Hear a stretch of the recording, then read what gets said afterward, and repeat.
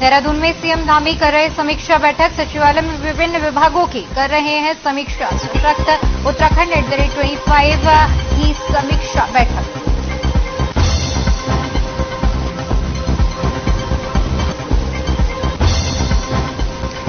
उत्तराखंड में लोकसभा चुनाव की तैयारियां शुरू। बीजेपी विधायकों का 3 दिवसीय प्रशिक्षण। कांग्रेस सांसद गोद लिए गांव का करेंगे दौरा।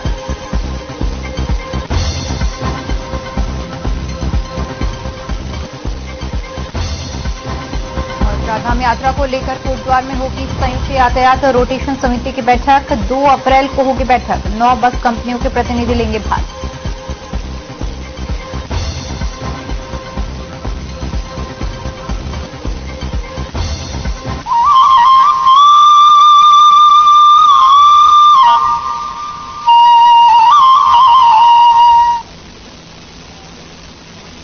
नमस्कार, उत्तराखंड के हमारे खास बुलेटिन में आपका बहुत बहुत स्वागत है। मैं हूं आपके साथ दीपिका ओझा। चलिए शुरुआत करते हैं खबरों की। विकास कार्यों को लेकर राज्य सरकार खुद को संजीदा बताती है, लेकिन अंदाजा इसी से लगाया जा सकता है कि जिस योजना का शासनादेश 1 महीने पहले हो चुका है, उसका शिलान्यास सिस्टम के इंतजार में ही लगा रहा। आलम यह है कि शासन ने दोनों मेडिकल कॉलेज में 500 बेड अस्पताल का विस्तार करने पहले ही कर दिया था, लेकिन शिलान्यास आज कराया गया। ऐसे में मुख्यमंत्री पुष्कर सिंह धामी ने भी इस पर चिंता व्यक्त करते हुए कहा कि भविष्य में योजना समय पर धरातल पर उतर सके, इसका विशेष ध्यान रखा जाए। 1 अप्रैल से व्यवस्था लागू की जाएगी, जिससे समय रहते योजनाओं पर काम पूरा हो सके।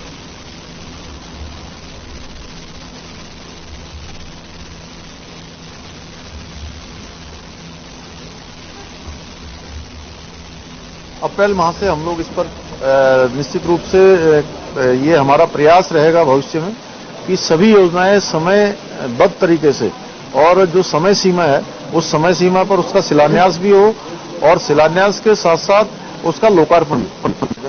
भोजन चलो आइए इधर से। हाँ आइए। इस मौसम में तो मिलेट और अच्छा रहेगा।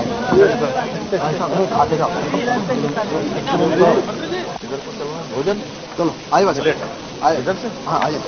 इस मौसम में तो मिलेट और अच्छा रहेगा।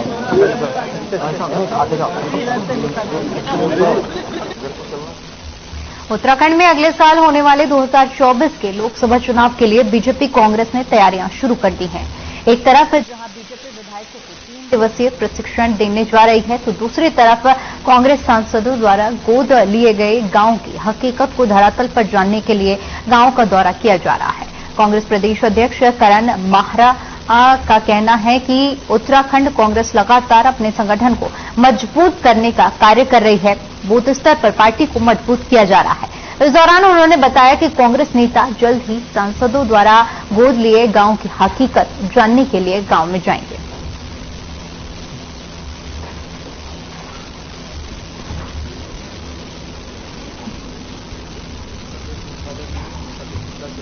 कांग्रेस जमीन पे काम कर रही है। हमारे जो लोग भी चुनाव लड़ने के इच्छुक लोग हैं वो विधानसभा वार बूथ वार इस समय दौरे कर रहे हैं, लोगों से मिल रहे हैं। कांग्रेस भी का संगठन लगातार सक्रियता से काम कर रहा है। हमारे जिला अध्यक्ष, हमारे ब्लॉक अध्यक्ष, बूथ अध्यक्ष इस समय काम कर रहे हैं। उनकी ट्रेनिंग्स भी आपस में वो लोग कर रहे हैं, बातचीत कर रहे हैं और हमको भारतीय जनता पार्टी से सीखने की जरूरत है। हमारे भारतीय जनता पार्टी के द्वारा केंद्रीय नेतृत्व के निर्देश पर अपने कार्यकर्ताओं को हमारे जो जीते हुए प्रतिनिधि जनप्रतिनिधि आते हैं उनको लेकर के हमेशा प्रशिक्षण देने की एक प्रक्रिया रही है। उसी के तहत हमारे चाहे हमारे मंडल में के कार्यकर्ता हों, चाहे जिले के हों, चाहे प्रदेश के पदाधिकारी, इनके प्रशिक्षण शिविर पहले पूर्व में ही हमारे प्रदेश में उनको प्रशिक्षण दे दिया गया है। कांग्रेस प्रदेश अध्यक्ष करण माहरा ने बीजेपी नेताओं पर कटाक्ष किया। करण माहरा ने बीजेपी से जुड़े नेताओं पर आरोप लगाते हुए कहा कि बेवजह कांग्रेस के नेताओं पर सत्ता में आने के बाद इस बात का संज्ञान मिलेगी और ऐसे नेताओं के चिन्हीकरण के बाद ही इन राजद्रोह का मुकदमा भी दर्ज होगा। गौरतलब है कि कांग्रेस प्रदेश अध्यक्ष करण माहरा ने कांग्रेस के दिग्गज नेता राहुल गांधी पर हरिद्वार में दर्ज हुए मुकदमे के जवाब में कहा कि राहुल गांधी ने अंबाला में आरएसएस को कौरवों की सेना कहकर संबोधित किया, जिसके चलते हरिद्वार में भी राहुल गांधी पर मुकदमा दर्ज हुआ। आगे ये भी बताया कि देश और प्रदेश भर में कांग्रेस पार्टी बीजेपी के 29 सांसदों के खिलाफ हेट स्पीच मामलों को लेकर एफआईआर की मुहिम भी चलाने जा रही है। अखंड से डूबे जो लोग हैं, क्या इस बात को छिपाया जा सकता है कि जो 60 रुपए पेंशन की बात थी, क्या इस बात को छिपाया जा सकता है कि भारत छोड़ो अभियान का विरोध हुआ था? क्या इस बात से पीछे हटा जा सकता है कि सोनिया जी को जर्सी गाय कहा गया? क्या इस बात से छिपा जा सकता है कि एक पूर्व केंद्रीय मंत्री को सुर्पनखा कहा गया? क्या इस बात से इनकार किया जा सकता है जिस तरीके की भाषा इनके प्रवक्ता लगातार करते रहे और चुनाव में नीरव मोदी और नीरज मोदी का विरोध करना इतना क्यों खल रहा है मोदी साहब को ये और भारतीय जनता पार्टी को? ये उनको जवाब देना होगा। हम हर अदालत के आगे जाने के लिए तैयार हैं। हमको भारत के कानून पे भरोसा है, लेकिन जिस तरीके से लोहिया जी के साथ हुआ और चौथे स्तंभ में गौरी लंकेश के साथ हुआ, प्रसन्न वाजपेयी के साथ हुआ, अभिसार शर्मा के साथ हुआ, अन्य पत्रकार वरिष्ठ पत्रकारों के साथ हुआ, क्या इन चीजों से आंखें मूंदी जा सकती हैं? और हम रवीश कुमार को जब नहीं खरीद सके तो पूरा चैनल खरीद लिया कि इन बातों से आंखें फेरी जा सकती हैं? वहीं कांग्रेस नेता राहुल गांधी की सदस्यता रद्द होने के विरोध में कांग्रेस देश भर में सत्याग्रह करने जा रही है। 1 अप्रैल से 30 अप्रैल तक सभी विधानसभाओं में यात्रा निकाली जाएगी, जनता से संवाद किया जाएगा और रात्रि विश्राम कर लोगों को बताया जाएगा कि बीजेपी के राज में लोकतंत्र की हत्या की जा रही है, जिसको लेकर हरिद्वार प्रेस क्लब में कांग्रेस विधायक रवि बहादुर और विधायक अनुपम रावत ने प्रेस वार्ता कर सत्याग्रह के बारे में जानकारी दी। कांग्रेस विधायकों ने आरोप लगाया कि राहुल गांधी ने लोकसभा में जनता की आवाज उठाने का काम किया, इसलिए बौखलाहट में बीजेपी सरकार के इशारे पर जल्दबाजी में उनकी सदस्यता रद्द की गई है।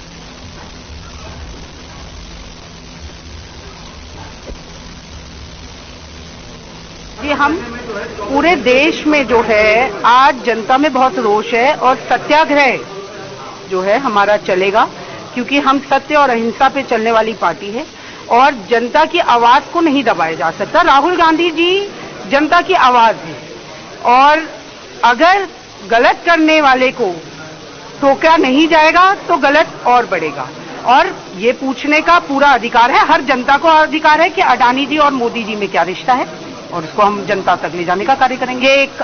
1 अप्रैल से शुरू होगा, 30 अप्रैल तक ये चलेगा, जिसमें हम जगह जगह जो है लोगों से संवाद करेंगे, उनसे बात करेंगे और लोगों की राय ली जाएगी। राहुल गांधी जी की सदस्यता इन्होंने बड़े आनंद फानन में ये डिसीजन लिया है जो कि इनकी ताबूत में कील साबित होगी।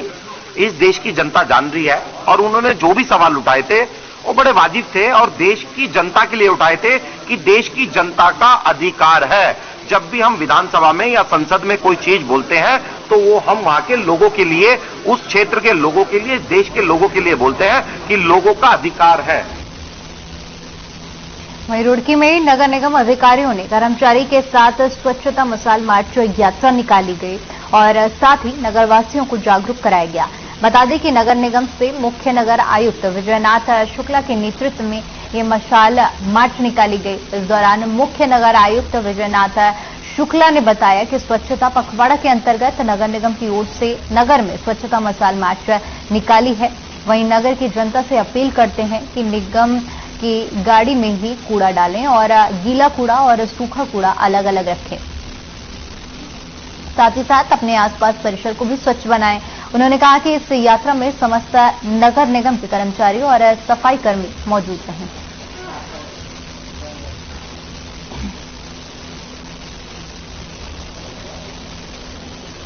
जैसा कि आप जानते हैं कि स्वच्छता पखवाड़ा मनाया जा रहा है, जिसके संबंध में यहाँ पे स्वच्छोत्सव मशाल मार्च निकाला गया है और लोगों को स्वच्छता के संबंध में जागरूक करने और स्वच्छता के प्रति उनका आग्रह डेवलप करने के लिए ये यात्रा निकाली जा रही है। और आपके माध्यम से रुड़की की समस्त नागरिकों से हमारा अनुरोध और अपील है कि अपना कूड़ा जो है, जो हम नगर निगम की गाड़ी जाती है उसको दें, गीला और कूड़ा अलग अलग करके दें।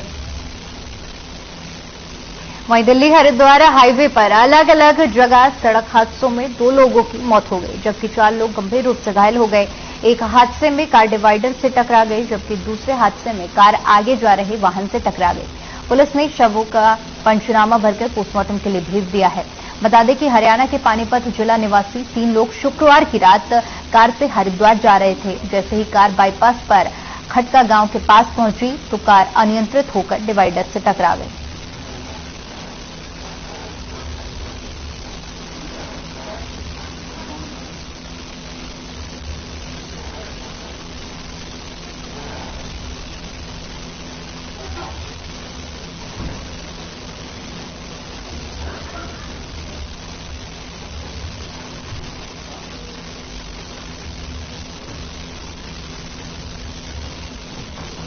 तो तस्वीरें हम आपको दिखा रहे हैं जहां पर 2 अलग अलग हादसे हुए हैं, जिसमें 2 लोगों की मौत हो गई है और 4 लोग गंभीर रूप से घायल हुए हैं।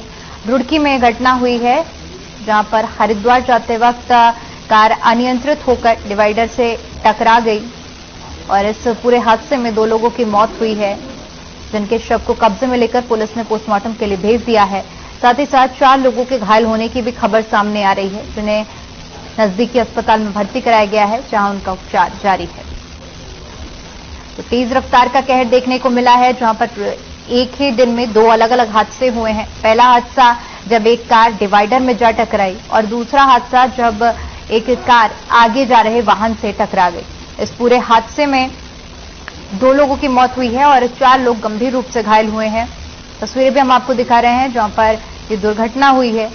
वाहन पूरी तरह से क्षतिग्रस्त हो गए हैं।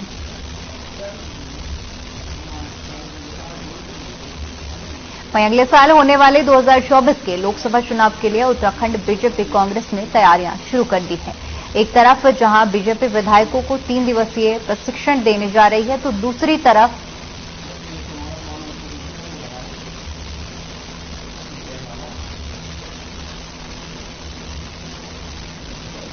उत्तराखंड कांग्रेस लगातार अपने संगठन को मजबूत करने के लिए कार्य कर रही है और बूथ स्तर तक पार्टी को मजबूत करने के लिए मंथन किया जा रहा है। इस दौरान उन्होंने बताया कि कांग्रेस नेता जल्द ही गोद लिए हुए गांव की हकीकत जानने के लिए गांव में जाएंगे।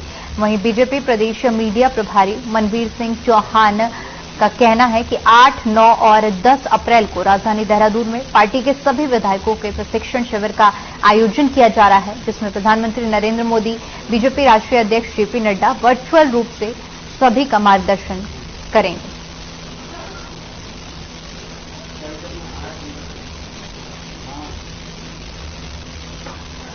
तो 2024 को लेकर प्रशिक्षण दे रही है, लोकसभा चुनाव की तैयारियां लगातार जोरों पर कर रही है। कांग्रेस किस तरीके से? कांग्रेस जमीन पे काम कर रही है।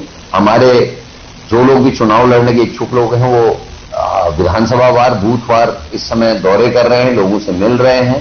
कांग्रेस भी का संगठन लगातार सक्रियता से काम कर रहा है। हमारे जिला अध्यक्ष, हमारे ब्लॉक अध्यक्ष, बूथ अध्यक्ष इस समय काम कर रहे हैं। उनकी ट्रेनिंग्स भी आपस में वो लोग कर रहे हैं, बातचीत कर रहे हैं। और हमको भारतीय जनता पार्टी से सीखने की जरूरत नहीं। जिन्होंने सांसदों को जो गांव गोद दिए थे, उनकी हालत बताए ना। हमारे भारतीय जनता पार्टी के द्वारा केंद्र नेतृत्व के निर्देश पर अपने कार्यकर्ताओं को हमारे जो जीते हुए प्रतिनिधि जनप्रतिनिधि आते हैं, उनको लेकर के हमेशा प्रशिक्षण देने की एक प्रक्रिया रही है। उसी के तहत हमारे चाहे हमारे मंडल में के कार्यकर्ता हों, चाहे जिले के हों, चाहे प्रदेश के पदाधिकारी, उनके प्रशिक्षण शिविर पहले पूर्व में ही हमारे प्रदेश में उनको प्रशिक्षण दे दिया गया है।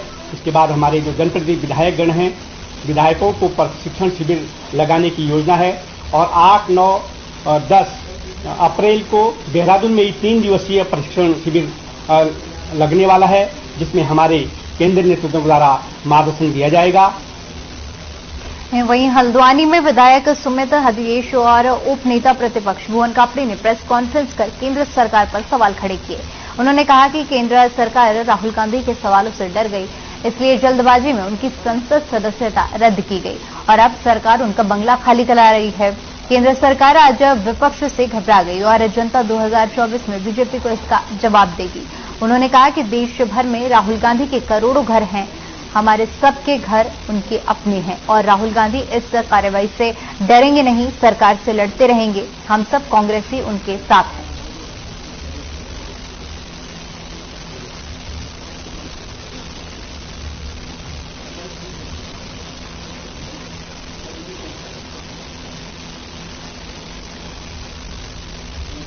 और संसद में किसी भी मंत्री ने न प्रधानमंत्री ने कोई सही जवाब दिया। और राहुल जी जिस प्रकार से लोकतांत्रिक व्यवस्थाओं पे जो बदहाल होती जा रही है, ध्वस्त होती जा रही है, आर्थिक सामाजिक न्यायिक व्यवस्थाएं जो ध्वस्त होती जा रही है, जब वो प्रश्न चिन्ह उठाते हैं तो भारतीय जनता पार्टी की सरकार डर जाती है। और ये डर का नतीजा है कि आनन फानन में गुजरात के एक सेशन कोर्ट पे मानहानि का कोई केस था, उसमें उनकी सदस्यता तुरंत कोर्ट ऑर्डर निकला नहीं, उससे पहले 26 घंटे में सदस्यता रद्द और उनसे कहा जाता आप अपना बंगला।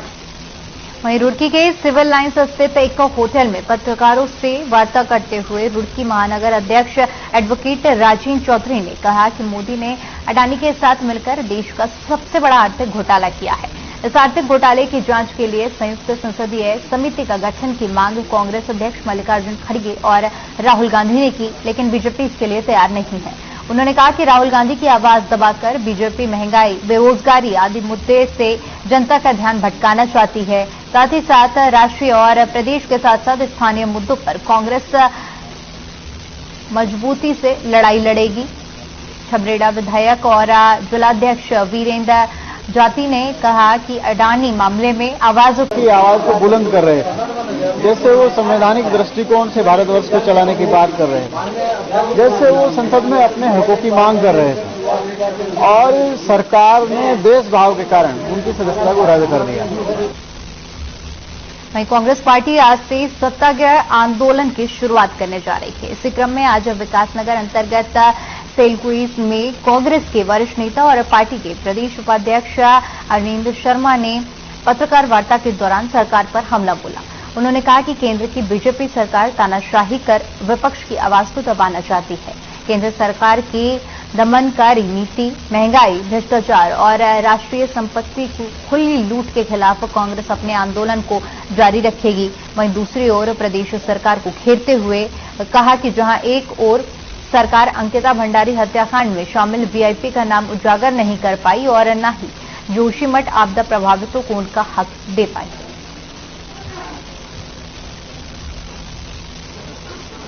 देखिए, ये जय भारत सत्याग्रह जो भारत की संपत्ति लूट जा रही है उसके लिए और जिस तरीके से सारे पीएसयू को बेचा जा रहा है उसको लेकर जय भारत सत्याग्रह ये कांग्रेस पार्टी पूरे देश में प्रेस कॉन्फ्रेंस के माध्यम से, प्रेस वार्ता के माध्यम से और जगह जगह हमारा पूरा एक कार्यक्रम चल रहा है, आंदोलन चल रहे हैं। इसी को लेकर हमने कैसे जनता के मुद्दों को, महंगाई, भ्रष्टाचार और प्रदेश सरकार के कैसे एक एयरपोर्ट का नाम जो आदि शंकराचार्य के नाम पर रखा गया था, नाम बदला जा रहा है। हम उन 6 बिंदुओं को लेकर ये मुद्दे उठा रहे हैं। कांग्रेस सरकार का 1 वर्ष का कार्यकाल पूरा हो चुका है। इस कार्यकाल को जहां सरकार 1 साल नई मिसाल कार्यक्रम के तहत चिकित्सा सेवा शिविर लगाकर अपनी उपलब्धियों को गिनवा रही है, तो वहीं 1 साल नई मिसाल के तहत विधायक अपनी अपनी विधानसभा क्षेत्रों में किए गए विकास कार्यों को गिनाने में लगे हुए हैं। थराली विधान क्षेत्र से बीजेपी विधायक भूपाल राम टमटा ने भी अपने 1 वर्ष के कार्यकाल में विधानसभा क्षेत्र में किए गए विकास कार्यों और अपनी 1 वर्ष की उपलब्धि को गिनाते हुए मीडिया से बातचीत में कहा कि उनके 1 वर्ष के इस कार्यकाल में थराली विधानसभा की कई बहुप्रतीक्षित सड़कों के निर्माण को स्वीकृति मिली है। इसके साथ ही उन्होंने कहा कि थराली विधानसभा में कुल 13 पुलों पर वित्तीय स्वीकृति मिल चुकी है, जिनमें से 10 मोटर पुल और 3 झूला पुलों पर जबरदस्ती टेंडर प्रक्रिया शुरू कर इनका निर्माण शुरू होने वाला है।